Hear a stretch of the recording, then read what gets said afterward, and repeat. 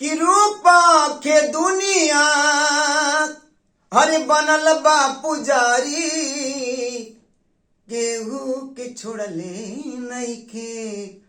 अरे हई प्रेम के बीमारी, केहू के छोड़ले नइखे। नमस्कार, प्रणाम।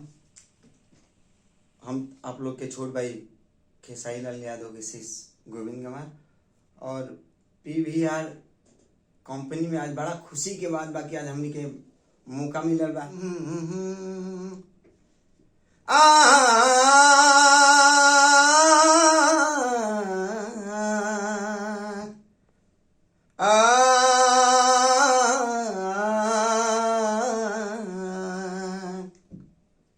एगो भजन बा, प्रमाण से लेके लिखल गइल बा। ये भजन में हमार छोट भाई नवीन जी बानी, बहुत सहयोग दिल बानी भाई जी हमार।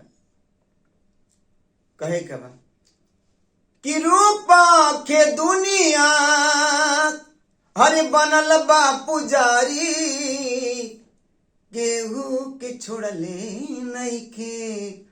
अरे हई प्रेम के बीमारी, केहू के छोड़ले नइखे।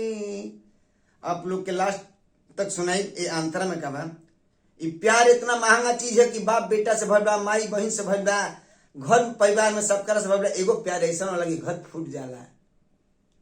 यही प्यार में रावण जी भी मारा गईले।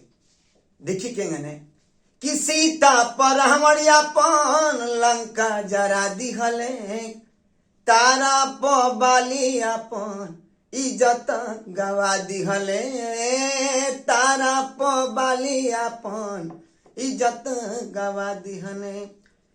कृष्ण लगावले रहले, यानी कि भगवानों के प्यार भले रहो, देखत रहो, एकदम खुशी से सुनो, आशीर्वाद दे। कृष्ण लगावले रहले, अरे राधिका संग यारी, केहू के छोड़ले नइखे।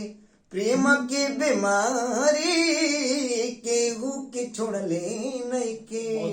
बहुत बढ़िया। और क्या कहे के बा, बहु दतलु भवले अपना गुरुजी के नारी पर, छली कैले विष्णु सती तुलसी बेचारी पर, छली कैले विष्णु सती तुलसी बेचारी पर। बहु दतलु भवले अपना गुरुजी के नारी पर, छली कैले विष्णु सती तुलसी बेचारी पर, छली कैले विष्णु सती।